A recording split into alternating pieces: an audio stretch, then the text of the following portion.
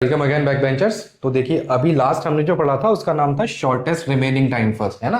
अब उसी का नेक्स्ट जो प्रीएम्प्टिव वर्जन है उसका नाम है लॉन्गेस्ट रिमेनिंग टाइम फर्स्ट। ठीक है, देखिए सब कुछ दे रखा है, वही क्वेश्चन है। अब इसे देखिए कैसे सॉल्व करना है। हमने वही क्लॉक बना ली, रेडी क्यू बना ली, गैंट चार्ट हमने स्टार्ट कर दिया है बनाना। जीरो पे बताइए कोई प्रोसेस अराइव हो रहा है। जीरो पे सर ए हो रहा है अराइव, तो ए को रेडी क्यू में लिखा सबसे पहले और ए यहाँ पे आ गया। ठीक, कितनी यूनिट चलाएं, पहले की तरह एक एक यूनिट ही एग्जीक्यूट करना है सर। ये कम करा यहां से एक, यहां लिखा, क्लॉक साइकिल हो गई 1। ठीक है, अब क्लॉक साइकिल जब 1 पहुंची तो 1 अराइवल टाइम पे कोई प्रोसेस एंटर हो रहा है, बताइए हो रहा है ना, बी आ रहा है। रेडी क्यू में हमने बी लिखा। ठीक है, अब हमारे पास क्यू में कंपेयर करने के लिए एक तो ए है और एक बी है। ठीक, अब आप ये बताइए, देखिए यहाँ पे लॉन्गेस्ट लिखा है, वहां पे शॉर्टेस्ट था, तो ए और बी में लॉन्गेस्ट किसका, लॉन्गेस्ट रिमेनिंग टाइम किसका, बताइए। ए बड़ा है ना, ए बड़ा है बी से कि नहीं, बताइए। बी 2 है, ए 3 है कि नहीं। तो बड़ा कौन, ए, तो मौका किसे मिलेगा, फिर से ए को मिलेगा सर। ए आ गया दोबारा, एक यूनिट एग्जीक्यूट हुआ और यहां से कम हो गया, यहां पे भी हमने क्लॉक साइकिल 2 पे लिख दी। ठीक, अब बताइए अराइवल टाइम 2 पे कोई प्रोसेस एंटर हो रहा है क्या, सी हो रहा है कि नहीं, तो क्यू में सी भी आ गया। अब सिस्टम में हमारे पास ए बी सी तीनों है, ए बी सी। अब इन तीनों में आप कंपेयर करिए कि सबसे लॉन्गेस्ट कौन सा, सी है ना, सी सबसे लॉन्गेस्ट है कि नहीं। तो अगला मौका सी को मिलेगा, कितनी यूनिट के लिए, एक यूनिट के लिए सर। सी की वैल्यू एक यहां से कम करिए, यहां पे लिख लीजिए। ठीक है, अब क्लॉक चल गई 3 तक, अराइवल टाइम 3 पे भी कोई प्रोसेस आ रहा है सर, डी आ रहा है, तो हमने डी भी लिख लिया। अब सारे के सारे प्रोसेस जो हैं हमारे पास रेडी क्यू में अवेलेबल हैं। अब इन चारों को आपको कंपेयर करना पड़ेगा। अब ए बी सी डी, बताइए इनमें सबसे बड़ा कौन सा, लॉन्गेस्ट कौन सा। हम देख रहे हैं कि ए बी और सी तीनों बराबर है।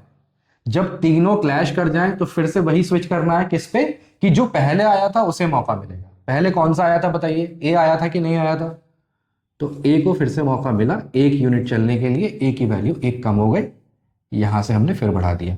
अब फिर कंपेयर करिए ए बी सी डी, अगला बड़ा कौन सा, तो ए के बाद कौन आया था सिस्टम में, बी आया था कि नहीं, तो अगला किसे मिलेगा मौका, बी को मिलेगा सर। बी को एक यूनिट यहां से कम करिए, ये लिखा बी 5 और यहां पे भी हो गया 5। ठीक, फिर से मैच करिए ए बी सी डी, अगला बड़ा कौन, सी बड़ा, सी लिखा, एक यूनिट चलाया 6, यहां से कम कर दिया, यहां भी क्लॉक साइकिल में बढ़ा दीजिए। ठीक, अब देखिए फिर से चारों बराबर हो गए। अब ये तो फिर से हम किस पे जाएंगे, जब बर्स्ट टाइम सबके इक्वल हो जाते हैं तो फिर हम देखते हैं अराइवल टाइम, अराइव कौन हुआ था पहले, सबसे पहले तो ए हुआ था सबसे पहले, तो ए को मौका मिलेगा। ठीक, ए 0 हो गया, ये ए और एक यूनिट हमने यहां चला दिया, यहां लिख दिया। ठीक, ए के बाद कौन आया था, बी, ये आ गया सर बी, एक यूनिट चला दिया, ये हो गया। ठीक, बी भी खत्म। नेक्स्ट कौन सा है, सी, सी को यहां 0 करिए, ये लिखिए सी।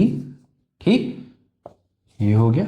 और लास्ट कौन सा बचा, डी, ये लिख लीजिए सर डी, और डी की वैल्यू 0।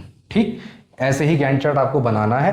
अगर प्रीएम्प्टिव आता है तो हमेशा याद रखिए एक एक यूनिट ही आप एग्जीक्यूट करिए, है ना, क्योंकि हमें हर बार मैच करते हुए चलना है कि कहीं हमें किसी को प्रीएम्प्ट तो नहीं करना है, कहीं स्विच तो नहीं करना है किसी को किसी और प्रोसेस से, है ना। यही हो रहा है यहाँ पे। देखिए ए पहले 2 बार चला, फिर सी आ गया, फिर दोबारा ए आ गया, फिर बी आ गया, तो ये एक दूसरे को हटाते हुए जा रहे हैं। सीपीयू पे कभी कोई प्रोसेस आ जा रहा है, कभी कोई प्रोसेस आ जा रहा है। टर्न अराउंड टाइम कैसे कैलकुलेट करोगे, सेम फार्मूला है। देखिए कंप्लीशन टाइम कैसे देखेंगे, लास्ट वाला ए कब आ रहा है, बताओ लास्ट ए कब आया, ये आया सर किस पे, 7 पे, तो कंप्लीशन टाइम हो गया 7, और अराइव कब हुआ था 0, 7 माइनस 0 7। बी का बताइए, बी लास्ट कब आ रहा है, बी ये आ रहा है सर 8, और अराइव कब हुआ था 1 पे, 8 माइनस 1 7।